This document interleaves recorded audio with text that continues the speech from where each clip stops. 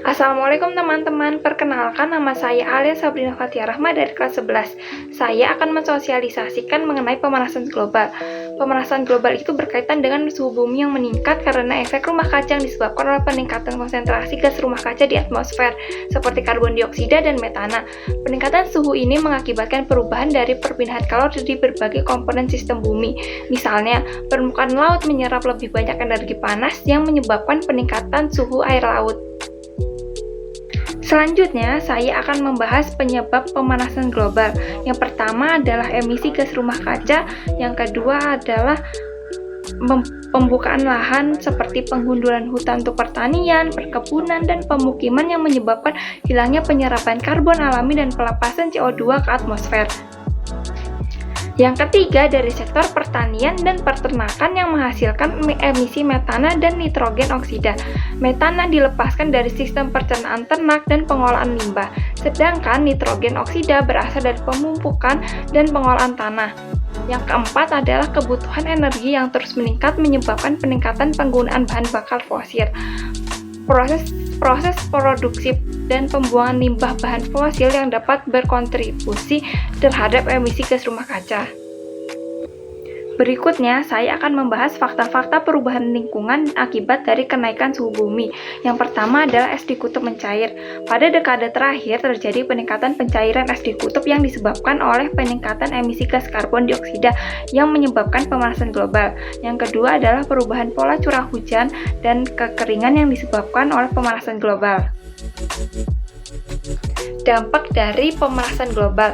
Dampaknya yaitu peningkatan suhu yang dapat menyebabkan dehidrasi, peningkatan intensitas peristiwa cuaca ekstrim seperti badai, banjir, dan kekeringan, peningkatan permukaan air laut yang dapat menyebabkan banjir di daerah pesisir, perubahan pola curah hujan yang dapat menyebabkan kelangkaan air dan kekeringan yang dapat berdampak pada pertanian dan pangan, polusi udara yang dapat memperburuk akibat peningkatan suhu yang dapat menyebabkan masalah pernafasan. Upaya mengurangi pemanasan global melalui kegiatan menanam. Yang pertama, saya melakukan pembuatan kompos. Berikut adalah video saya membuat kompos. Membuat kompos adalah salah satu upaya untuk mengurangi pemanasan global dan salah satu cara untuk mengurangi limbah organik dan menghasilkan pupuk organik yang dapat digunakan untuk memperbaiki kualitas tanah dan memperbaiki pertumbuhan tanaman. Namun, jika limbah organik tidak diolah dengan benar dan akhirnya membusuk di tempat pembuangan sampah, dapat menyebabkan pelepasan gas metana yang dapat meningkatkan efek rumah kaca dan menyebabkan pemanasan global. Metana adalah gas rumah kaca yang lebih kuat daripada karbon dioksida dan memiliki potensi pemanasan global yang lebih besar. Limbah organik yang terbuang dan membusuk di tempat pembuangan sampah merupakan salah satu sumber utama emisi gas metana. Dalam proses pembuatan kompos, ada beberapa hal yang dapat dilakukan untuk mengurangi emisi gas metana, misalnya dengan menutup tumpukan kompos secara rapat untuk mencegah udara dan kelembapan berlebih masuk dan meningkatkan suhu di dalam tumpukan.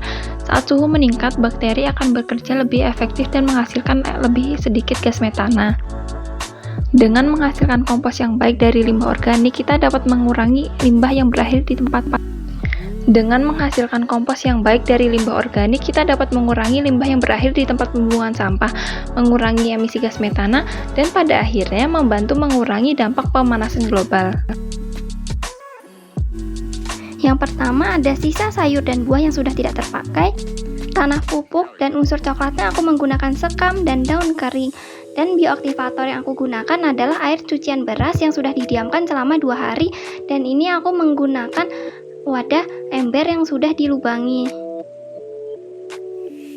Siapkan wadah ember yang sudah dilubangi, lalu masukkan sekam dan daun-daun yang kering atau yang disebut dengan organik coklat. Kemudian masukkan tanah pupuk di atas unsur coklat. Kemudian masukkan sisa atau sampah sayur dan buah yang sudah tidak terpakai. Setelah itu taburi tanah atau pupuk kandang lagi. Kemudian masukkan bioaktivator. Di sini aku menggunakan air cucian beras. Setelah itu masukkan unsur coklat lagi, yaitu sekam dan daun-daun kering. Lalu ditutup. Di sini aku menggunakan kresek hitam untuk menutupnya. Pembuatan kompos pun jadi.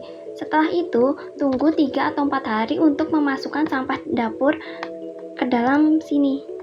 Kompos siap dipanen jika berbau segar seperti tanah hutan dan tidak berbau. berbentuk butiran seperti tanah, tidak terlihat lagi bentuk asli sisa organik. Warnanya kehitaman, lembab, tidak basah dan tidak kering, dan memiliki kemampuan untuk mengikat air. Sekian langkah pembuatan kompos dari saya. Terima kasih.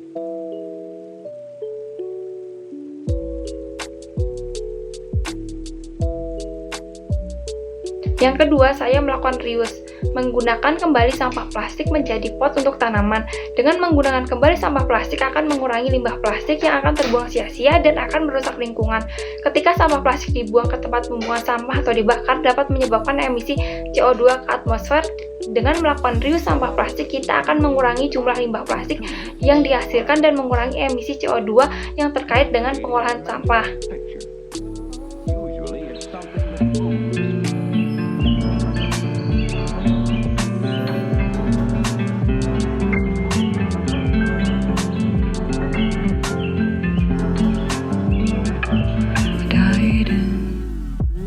Sekian sosialisasi dari saya. Terima kasih sudah menonton.